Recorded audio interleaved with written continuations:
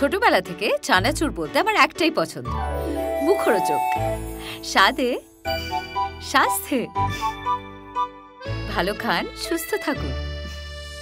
মুখরোচক, ভালোবাসার ৭৫ বছর। এক হেয়ার স্টাইলিস্টের আত্মহত্যার চেষ্টার ঘটনায় যখন সরগরম টলিপাড়া, এদিন এক বিবৃতি সামনে এলো সিনে অ্যান্ড ভিডিও হেয়ার স্টাইল অ্যাসোসিয়েশনের তরফে।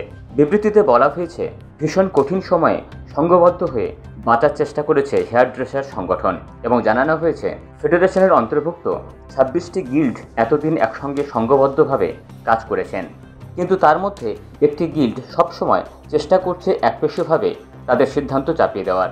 বিবৃতিতে আছে, সহকর্মীর আত্মহননের প্রচেষ্টা খুবই দুঃখজনক এবং অনভিপ্রেত, কিন্তু তাকে সাসপেন্ড করার দাবি বা কাজ করতে না দেওয়ার বিষয়টি একেবারেই ঠিক নয়। বরং ওই সহকর্মী বর্তমানে কি কাজ করছিলেন তার প্রমাণ আছে বলে দাবি করা হয় এবং বলা হয়, আমাদের কোনো সহকর্মী যদি নিজের প্রচেষ্টায় কোনো কাজ জোগাড় করেন, তা কেড়ে নেওয়া আমাদের কাজ নয় বা এরকম আমরা করি না। আমরা সবসময় তাদেরকে জানাই যে আপনারা যদি আপনাদের সুরক্ষার বিষয়টা মাথায় রাখেন, সেক্ষেত্রে আপনারা যেখানে কাজ করতে যাচ্ছেন সেটা গিল্ড এবং ফেডারেশনের জানা অত্যন্ত জরুরি। বিবৃতিতে সহকর্মীর নিরাপত্তা ও পারিশ্রমিক সংক্রান্ত বিষয়ের কথা উল্লেখ করা হয়েছে। আরও বলা আছে, ফেডারেশন তাদের কাছে শক্তি, ইন্ডাস্ট্রিতে মাথা উঁচু করে কাজ করার চাবিকাঠি। ফেডারেশন তাদের কাছে আবেগ।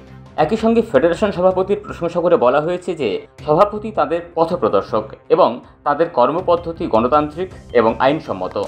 বিবৃতিতে তারা বলেন, তখন আপনারা কোথায় ছিলেন যখন আমাদের দিয়ে ২০ ঘন্টা, ২২ ঘন্টা, ২৬ ঘন্টা এক নাগাড়ে কাজ করানো হতো? যখন আপনাদের পারিশ্রমিক তো মিটিয়ে দিত, কিন্তু আমাদের মতো কলাকুশলীদের পারিশ্রমিক আটকে দিত বা না দিয়ে পালিয়ে যেত। করোনা পরিস্থিতিতে যখন আমাদের সংসার চলছিল না স্যার, তখন আপনারা ছিলেন না, ছিল এই ফেডারেশন।